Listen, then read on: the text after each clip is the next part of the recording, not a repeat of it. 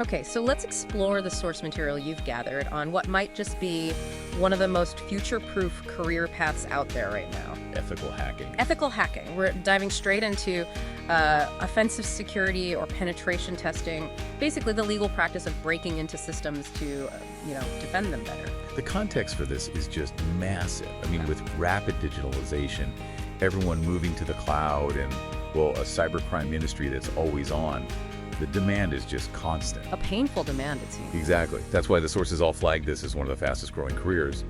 There's a really serious global shortage of skilled people. Which, for you, translates directly into, well, great job security and, as the data shows, a pretty serious financial upside. So let's on numbers first. The sources put the salary for experienced hackers in the U.S. impressively high, often ranging from $80,000 to, $130,000 a year? Yeah, and that's not even the ceiling. In a high-growth market like India, senior roles are exceeding 20 LPA. That's lakh per annum. It just shows the level of investment. Wow. And what's really interesting here is the career path. It's not a dead-end job, is it? Not at all. It's more like a lattice. You might start as, say, a junior security analyst, something foundational. Okay. But from there, the path just branches out. You could become a cloud security specialist, or maybe a red team engineer. Those are the elite teams that simulate real attacks. And the ultimate goal for many is what? The C-suite. Potentially, yeah. The runway can lead straight to becoming a chief information security officer, a CSO. So there's a ton of flexibility, but that brings us to the crucial question. The money is there, but what about the cost? I mean, the time and effort needed to earn that. Right. And the sources are really clear on this. Companies don't just want someone who can follow a checklist. They want lateral thinkers. People who can connect the dots. Exactly. And that requires a synthesis of technical and soft skills. On the tech side, you must master the fundamentals. Networking, so TCP/IP, DNS, you need to be very comfortable in a Linux environment, and of course scripting. Python mainly. Python's huge, yes. And then you have specializations like web application security, like the old OWASP Pact 1010, and cloud security for AWS or Azure. But wait, I saw something in the research that seemed almost counterintuitive. Report writing is as vital as Python. It absolutely is. Really? Are companies actually less secure because hackers can't write a coherent sentence? 100%. I mean, if you find a critical vulnerability but can't communicate it clearly to the developers or the executives, what's the point? So it never gets fixed. Never gets fixed. So that analytical thinking, strong communication, it's mission critical. It's the whole other half of the job. Okay, so let's look at the action plan.